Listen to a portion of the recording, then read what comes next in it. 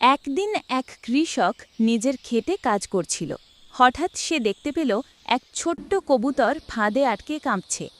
কৃষকটি দয়ালু ছিল। সে সঙ্গে সঙ্গে ফাঁদ খুলে কবুতরটিকে মুক্ত করে দিল।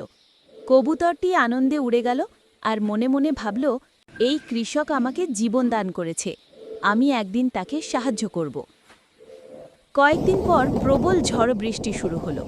কৃষকটি মাঠে কাজ করছিল, তখন বজ্রপাত হতে লাগল।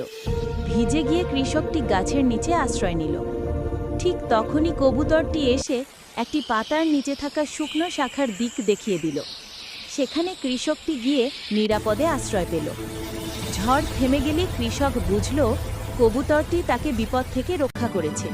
সে আকাশের দিকে তাকিয়ে হাসল এবং বলল, যে দয়া করে সে একদিন দয়া পায়। ভিডিওটি ভালো লাগলে লাইক, কমেন্ট, শেয়ার করে পাশে থাকবেন। এই রকম আরও মজার মজার ভিডিও পেতে চ্যানেলটি সাবস্ক্রাইব করে বেল আইকনটি বাজিয়ে